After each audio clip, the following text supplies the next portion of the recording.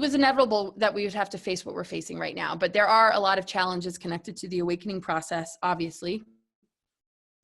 And so the term negative alien agenda, for some people, doesn't exist. They don't think there's any negative aliens. But if we look at the world, you know, obviously there's a lot of darkness. Obviously something's going on. So maybe the terminology doesn't work for some people, but there's obviously something parasitic. There are dark technologies. There's obviously, you know, some sort of like thing happening that is not totally positive, but this is part of the experience of duality. But there are things that have caused it to be like really, you know, heavier than I think a lot of us were prepared for. So through this negative alien invasion, which I talked about a lot yesterday, the interaction between polarized forces of male and female principle were intentionally split apart into gender reversals. The primary method of accomplishing this agenda was to attack and destroy the mother and sophionic female principle in order to stop her from embodying in matter. And so I'm going to explain what that's all about. So going back to what I was talking about yesterday with the planet Tiamat that was in the 5D Earth, basically the planet Tiamat is related to the destruction of the sophionic body and the inability of the Christ Sophia consciousness to incarnate in human forms on 3D Earth in hierogamic union, right? So, but that's a 3D Earth, right? But this is not a 3D Earth. So there's a lot of dormant dimensions that we are connected to here upon this Earth, but it's not a 3D expression. The 3D expression is way more of a programming. It's connected to our lower chakras. It's connected to survival, emotional reactions, sexual energy, and also our solar plexus and our ego nature. And nothing wrong with that part of ourselves, but if it's cut off from the rest of ourselves, then the rest of ourselves is operating from somebody else's instructions, which is actually feeding those lower chakras things that it acts upon. So these trigger events create survival. These trigger events create reactionary responses like anger and hatred. And also, you know, the ego conflicts of I'm right, you're wrong. And that's clearly like cut off from the rest of ourselves. So the rest of ourselves needs to come in and integrate with those lower chakras. And when we do that, you know, that circulation of energy is beginning to clear out, you know, the dead, stuck energy. And it's able to clear out the distortions that come from implants. And it's able to start to perceive this whole concept of hierogamic union, which I'll get into in further slides. So the explosion of Tiamat, which was struck by Nibiru, created the asteroid belt. It broke that initial balance of the Tiamat and Apsu in this free will universe.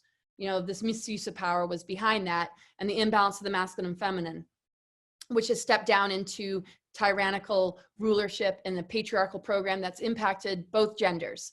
So it's really important to understand the wounds of the masculine as much as the wounds of the feminine, but we are all dealing with these wounds that have been masked by these programmed versions of ourselves. And the amnesia is sort of like total unconsciousness to the traumas of the past, because we're not learning in school, oh yeah, there have been exploded planets. Oh, you know, this took place in our history. So we're not able to process any of this stuff growing up. And then when we run into this information, yes, it can create an activation, it can create an awakening, but it can also create a lot of doubt, because people are like, well, how could it not be taught to us?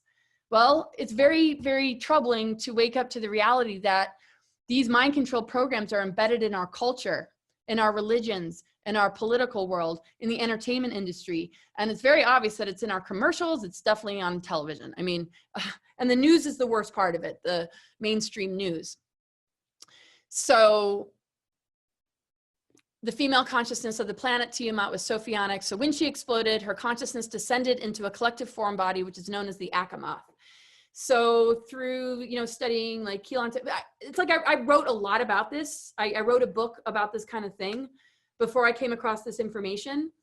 And that book was still in the works, but a lot of it got lost, and that's a long story. It's a long story. And that was a huge, huge bummer, because my journey since I was a child were very, very much about these concepts and a very, very deep understanding of like all of this stuff. And anyway, I was like all about this kind of information and just really feeling into it, but I couldn't really put it into the words that I'm able to now. When I was writing the book, it was very much from my own experience, but and in a way, like I can relate to it a bit more than you know, anything, because it just was a part of my own healing process. But, you know, we all hold pieces of this, right? So Achamoth is something that Gnosticism has talked about. Achamoth is something that has been mentioned in many texts, and Achamoth is a part of the Sophia energy. And basically it's like the trauma aspect of this exploded planet. Like when she exploded, the trauma of it, because it was an extension of the Sophionic body, caused this part of herself to become trapped. So Achamoth is a name for the wounded goddess, fragmented body parts, which were collected and trapped by the negative alien agenda and fallen angelics in the 2D underworld of the planetary body. So the way I was relating to it in my own life was all like this massive underworld journey that I went on. And I'll be publishing some, you know, stuff about it. That's not so much about me. It's about a lot of this, but it's a bit of both. I was in the underworld, or what I call the underworld, for such a long time. It was crazy. And I understood what I needed to do on a larger level. So much of it got downloaded to me as a kid of like, okay, you know, you got to prepare to go into this. And I was being prepared. And then it's like the hand of the crone, like kind of dragged me in. And it was a little different than like, you know, feeling dragged in by like Hades, but I, you know, started to remember, you know, those archetypal stories and those myths and those times where I really feel like, you know, I've lived that. On a soul level, we've all lived these myths. We are living myths. Our soul energy holds these mythologies. But I was like, all I could think about was this stuff. It was like I was living a double life. But it had to do with, you know, going into the underworld to pull these pieces out of exile, out of like, you know, so-called hell. And I started to recognize, you know, this underworld is actually the mother womb. It's like a part of the goddess energy is actually trapped in the mother womb. And so the tattoo of the labyrinth was what I got when I got out of it. But it was like really intense. It was really intense. And there was like, I was also dealing with targeting, but every day I felt like I was being suffocated. I mean, it was energetically something I cannot possibly describe. And when I ended up at this Clairvoyant Institute, they said, you actually died. You left your body for, and they told me like 10 something years, and you basically fully left, and your Kundalini kept your body alive. And I was like, oh my God, I can't believe that they see all this. And they go, you've been clearing inorganic entities from wormholes. And like they were able to actually like see all this. I was like, oh, that's nuts. And it wasn't anything I was ever going to really talk about. But, you know, a lot of us are doing this sort of thing when we go into the underworlds. We're pulling pieces out that are being harnessed and used.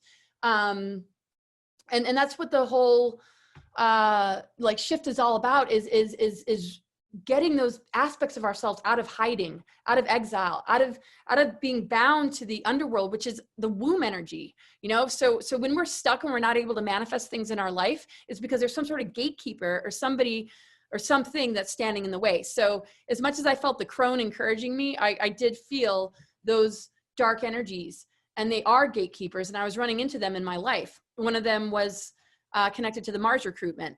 So part of me having, you know, getting out of the underworld or transforming or rising to the surface or being able to get my life back meant that I had to deal with these gatekeepers.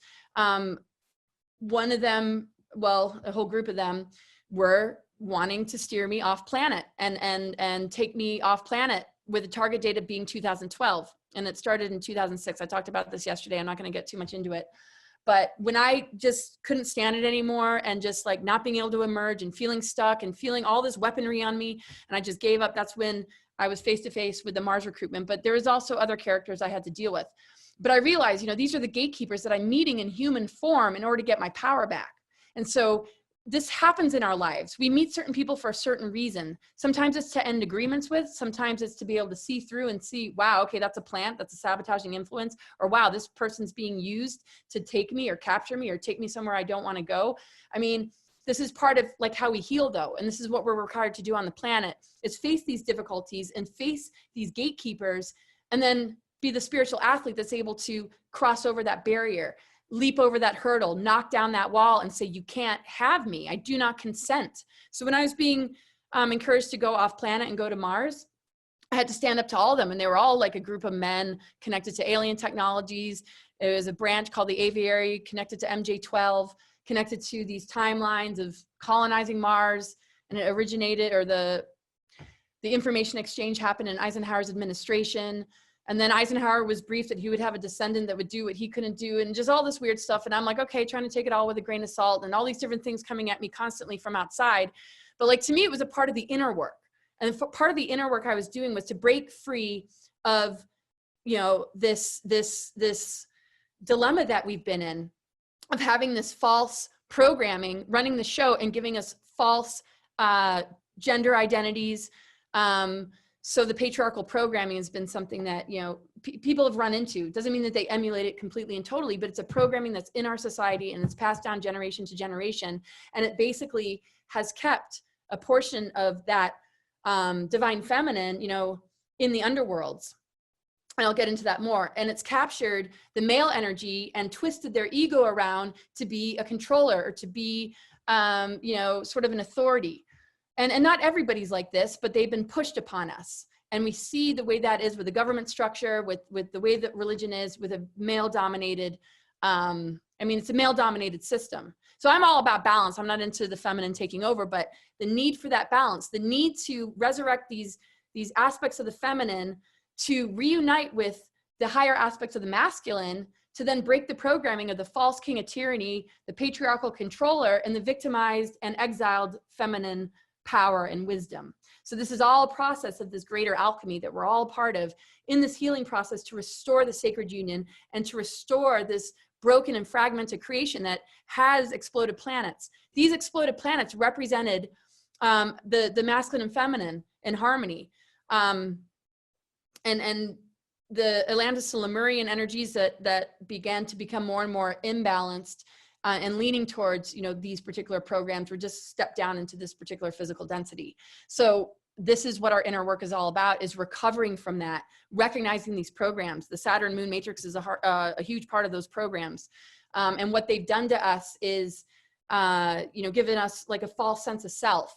And that's why when we go into the underworld journeys or the dark night of the soul, and we recognize that darkness isn't out to get us, it's not evil, it's us, you know, transmuting the feeling of hell and being controlled, being limited, and being mistreated, or just kind of like pushed into those dark corners, that's just a part of, like, you know, the alchemy to rise to the surface as a sovereign being, to move through those gatekeepers and those manipulations that try and plug into our wounds, our insecurities, our lack of self-awareness. And then when we, you know, rise, you know, we've integrated the polarity of light and dark, and then the womb energy is restored, and we're able to birth again, we're able to create again. And that's where we get our creative freedom back. But if we don't do that work, you know, these places are sort of lost to us, and we're emulating these program versions. And then boom, you know, it hits people one day like, whoa, okay, there's more of me in here. And it's part of this really sort of crazy, like, galactic history and Earth history, because we're a part of the Earth grids in the multidimensional cosmos. We are replicas of it. I mean, it's amazing, you know, what it requires for us to awaken those parts so that it knocks out the rest. And that is synonymous with how we break down these dark technologies, because what they're seeking to do is to keep us in those imbalanced states. Because as long as the masculine and feminine are out of balance, as long as we're polarized with the light and dark, with the right and left brain separate, science and spirituality, as long as these things are pulled apart, that is the feeding ground that they require.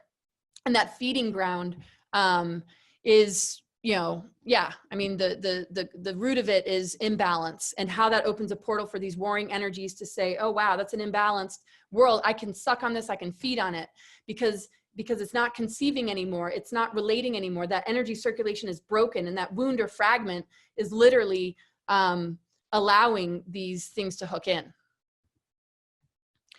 So from the guardian host perspective, it states that the Baphomet is a satanic field in the earth. This is essentially the satanic ritually abuse of the Holy Mother's Cathar body, the SRA abuse of the Holy Mother's Cathar body, holding her hostage by binding her body into the earth through demonic forces to produce the Dark Mother.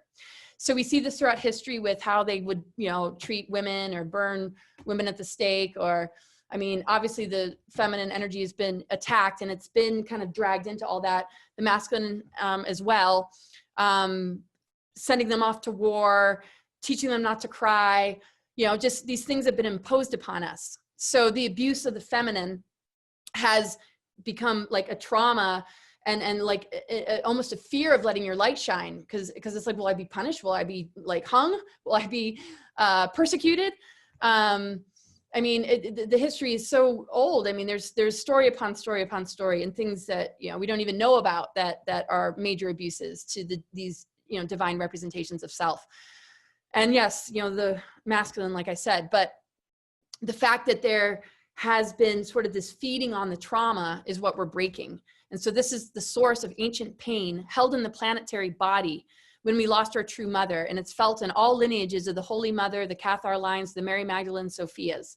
So we're all connected with that. And so as you see, there's the resource for that, energeticsynthesis.com. Lisa Renee talks about that. And that's huge because, you know, it's just like my whole life felt like I was trying to rescue these pieces, and I could see the programming, and it was just like, oh my gosh, there's got to be more people that know this stuff or are aware of this stuff. Because I mean, it's like society doesn't accommodate these sort of journeys. Like I had to literally live on the road for over 10 years to do the inner work, to remember the fullness of self. And I even told my mom, like, I've been buried alive. I got to dig myself out. And she's like, what?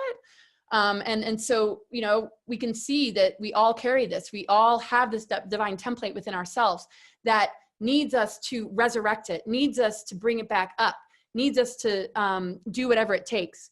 And the thing is, having an agreement to come into this physical plane is going to force us to do this kind of work, even if there's aspects of ourselves that are healed from it. There's always that part of ourself that isn't dealing with this, that we can connect to, that becomes our internal guidance, our support, connected to our guides, connected to our truth, connected to our higher awareness. And that was definitely a guide for me. Like, you're almost done, just keep going. And I'm like, okay, I'm doing this for the dark night of the soul of Gaia. I'm doing this for humanity, and it just has to be done because this is a broken system. This is a fallen system, and this is what it's going to take. And it was like my whole childhood and my whole life has been about this. And then when the Mars recruitment happened, they recognized that I had that archetypal connection and wanted to, drag me off planet with a partner they saw me connected with in a previous lifetime to sabotage just the ability to hold that energy here and share with others who are aware of this as well, who have also been targeted. I mean, this is the stuff they don't want us to know. It connects with the earth grids, the repair work of the earth grids. It connects with our capacity to do soul alchemy and restore our DNA. So this part of the Christ Sophia's fallen consciousness is called the Akamoth. The subsequent impregnated creations that are enmeshed in the negative form body is mixed with fallen angelics and earthly forces. This is called the Baphomet field. So it's very connected to the inverted pentagram and the reversals that have been put in the dodecahedron platonic solid to separate us or separate our connection from ether, right? So this is the fragmented mother, where a portion of her is in the underworld, but through connection with her true essence, the great cosmic mother, she's able to return again. And then mother-daughter are reconnected and aligned with the Christ consciousness, and that is the divine blueprint. But this journey is revealed through Venus transits. It's revealed through certain mythologies where we see the divine feminine going into the underworld, and we see that this is a part of our greater stories. And basically, when we don't emerge from the underworld, or we keep getting thrown in there, that's a part of the ritual abuse connected to the mother that has become the 13 families and actually stolen that magical number to basically siphon and harvest our energies. And our awakening to our true divine template is going to stop their ability to do that. But this was because of an exploded planet and a trauma that took place that caused fragmentation, and it sucked a portion of the mother's energy into the body, into the planet. But another